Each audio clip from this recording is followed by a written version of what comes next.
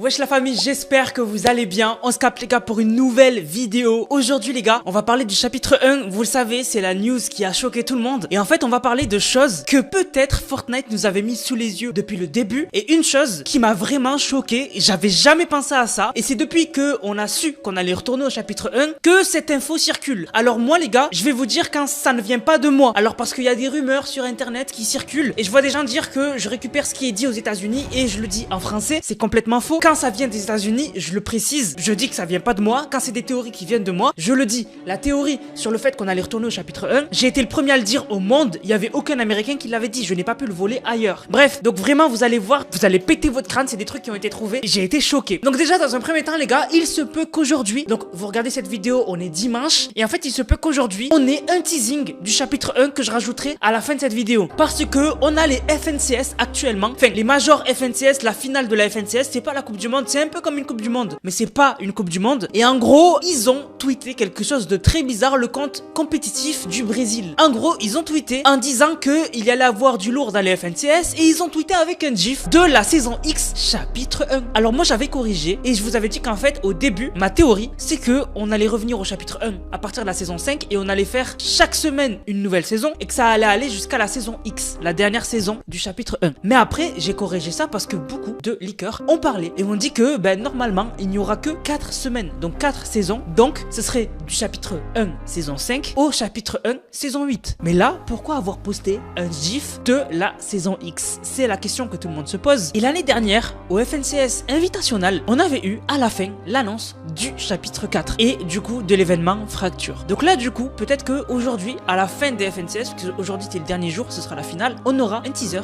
justement de la prochaine saison de Fortnite qui s'approche à grands pas et qui est dans à peu près 2 semaines. Mais maintenant les gars, parlons d'une chose qui n'a pas été remarquée par tout le monde, qui est passée un peu sous le tapis et qui en fait est super intéressante. On va parler d'un nouveau personnage qui apparaît sur la carte, vous allez péter votre crâne. Donc on se retrouve tout de suite en jeu pour vous parler de tout ça. Les gars, on est en jeu, regardez qui est de retour. L'agent Jones. Les gars, je sais pas si vous vous rendez compte, mais l'agent Jones, depuis le chapitre 4, on l'avait plus vu. On l'avait plus vu, il est de retour. Et les gars, il est pas n'importe où, puisque je vous rappelle qu'on va réussir à voler la machine à remonter le temps. Et en fait, la machine à remonter le temps, elle sera juste ici, en fait. Il est pile à l'endroit où il y aura la machine à remonter le temps, en fait, quand on va la voler. Donc en fait, il y aura sûrement des dialogues en lien avec la machine à remonter le temps, puisque quand on l'aura volé, il sera à côté. Donc il va peut-être nous donner des infos, peut-être nous dire c'est quoi le plan, etc. Donc il me tarde que la machine soit volée et qu'elle apparaisse ici, mais en attendant, on peut lui parler. Quand on lui parle, avec Sloan, il nous dit « Je ne sais pas ce qui est le plus dangereux, que tu me tires dessus ou que tu me parles. » Donc on voit que il se méfie toujours de Sloan. Mais ce qui est intéressant, c'est qu'il y a un autre dialogue secret, il y en a qu'un seul pour tous les autres skins, qui est en fait assez simple mais intéressant. Donc je vais prendre un autre skin et on va aller revoir l'agent Jones. Si vous allez voir John Jones avec Banane ou d'autres skins, en fait il va vous dire, alors comme ça, on a affaire à un vampire qui voyage dans le temps. Génial. Donc là du coup, John Jones est de retour pour les affaires et vraiment ça va être intéressant de ouf. Surtout à la prochaine mise à jour où justement en fait on aura le retour de la machine à remonter le temps qui apparaîtra ici. Peut-être prochaine mise à jour de contenu, donc mardi peut-être, ça m'étonnerait pas parce que du coup c'est des ajouts à ajouter juste comme ça, il n'y a pas besoin de téléchargement parce qu'ils sont déjà dans les fichiers du jeu. Donc du coup mardi il y a moyen que la machine à remonter le temps apparaisse ici. Donc vraiment, ça va être du lourd. Maintenant les gars qu'on a vu Jonesy son retour, maintenant parlons d'une des premières théories qui circulent et qui est juste incroyable. En fait, vous vous rappelez tous du film Avengers Endgame. C'était un film que tout le monde est allé le voir parce que c'était un peu le prime de Marvel. Et en fait, dans le film, il y a un time skip. C'est-à-dire que dans le film, à un moment, on passe à des années plus tard. Et ça se passe, ce moment-là, en octobre 2023. Avengers Endgame, si je me rappelle bien, c'était sorti au début 2019. Et en fait, du coup, le film, à un moment, se transportait en 2023. Et du coup, on voyait Thor avec ses amis jouer à Fortnite. Mais là où c'est le plus troublant, c'est que ça se passait en octobre 2023. Et on voyait Thor jouer à Fortnite, mais il était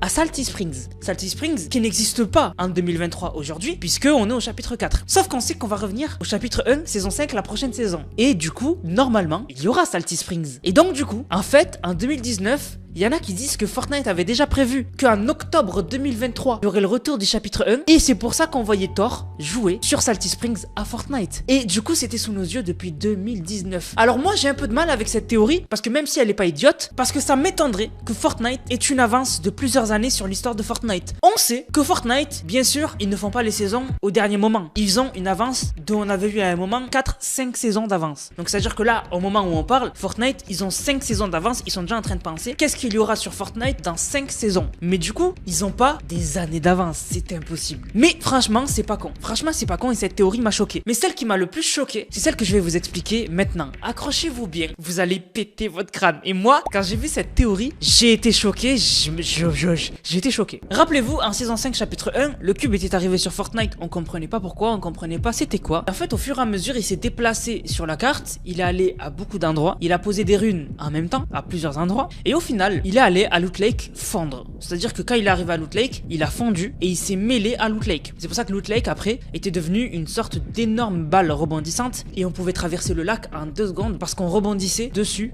de plus en plus vite. Saison 5, chapitre 1, on a le cube qui en fait sort du sol et on a d'ailleurs un trailer où en fait des personnages étaient en train de poser des panneaux nage interdite puisque le cube était mêlé à l'eau. Et en fait, à ce moment-là, on a en fait le cube qui ressort d'en dessous de l'île de Loot Lake et qui du coup l'a fait voler et le trailer s'arrête là où on voit qu'en fait le cube est de retour sous l'île de Fortnite. Mais il se passe quelque chose qui est très rapide. Faut vraiment avoir l'œil pour le voir. Mais en fait, je vous repasse la séquence où il se passe une explosion et le début des problèmes où on voit l'île sortir. Vous avez vu le passage. Maintenant, on va faire quelques pauses. À un moment, on voit un éclair bleu. C'est-à-dire que à un moment où le cube sort de l'île de Loot Lake, on voit un flash bleu sur les personnages comme s'il venait de se passer quelque chose, une explosion bleue. Je vous mets la pause où on voit le flash bleu sur l'écran. Donc, on a le cube qui sort de l'île de Loot Lake, donc en dessous de l'île, et avant ça, on a un flash bleu. Mais pourquoi le flash est bleu alors que c'est le cube qui sort? Ben, le cube c'est violet. Et d'ailleurs, on le voit juste après, l'île de Loot Lake a des couleurs violettes, le cube en dessous est violet, ça aurait dû être un flash violet. Alors pourquoi c'est bleu? Pourquoi il y a un flash bleu? Et si Fortnite avait tout prévu depuis le début? Et si c'était cadeau Thorn? Parce qu'on va revenir à la saison 5 chapitre 1, la saison où le cube est apparu, une saison qui a commencé les problèmes de l'histoire de Fortnite. Et en fait, pourquoi cette saison spécifiquement? Parce que je pense que la clé du problème est en lien avec le cube et avec la faille qui a ramené le cube. La clé de toute l'histoire de Fortnite, c'est ça, c'est le cube et la résolution de la faille qui était dans le ciel à ce moment-là. Et en fait, et si Cadeau Thorn avait voyagé la première fois en saison 6 et c'est lui qui avait provoqué la réapparition du cube? Parce que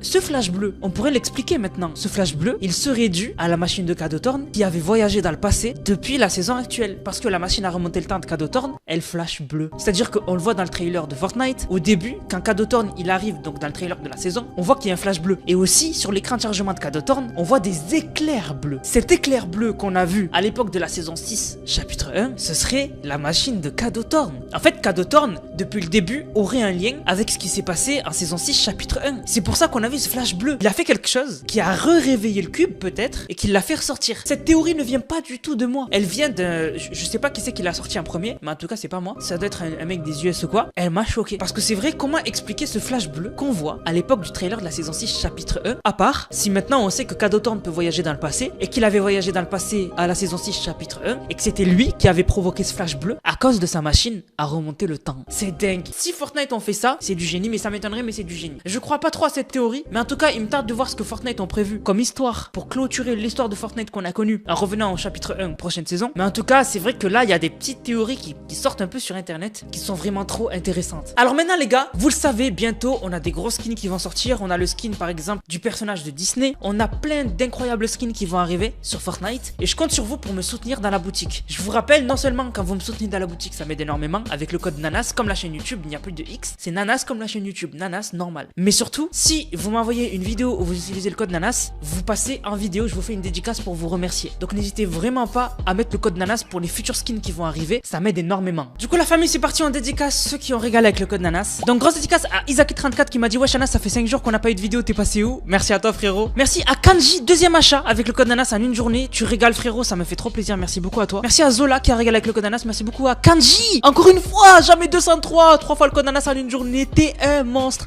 Grosse dédicace à Kanji. Merci beaucoup à Skies qui a régalé, il a dit comme d'hab avec le magnifique code Nanas, merci beaucoup à toi frérot, tu régales. Merci à TBR Snop qui a dit avec le code Nanas, dédicace à TBR, Nanas, les skins Fortnite Halloween seront dans mon casier avec ton code. T'es un crack, t'es un grand crack, merci beaucoup à toi frérot, merci beaucoup. Merci à Sniper Game qui a régalé, il a dit que Nanas ça lui fait un maximum plaisir, merci beaucoup frérot. Merci à Skies qui a encore régalé, non Skies t'es un monstre, deuxième fois que je te vois aujourd'hui. Merci beaucoup à Akatsuki qui a régalé, merci beaucoup à Bonnie, donc qui est Floxis qui m'a dit j'achète un skin Artica avec le code Nanas, je me régale avec le code Nanas, comme d'hab cette vidéo date de 1 mois, merci beaucoup à toi frérot. Et merci à Arx Max qui a régalé, qui a dit le code Nanas toujours. Merci à vous les gars, sur ce la famille, j'espère que la vidéo vous a plu, c'est le cas, n'hésitez surtout pas à liker, commenter, partager, on se capte les gars pour une prochaine vidéo, c'était Nanas, prenez soin de vous, bang bang bang.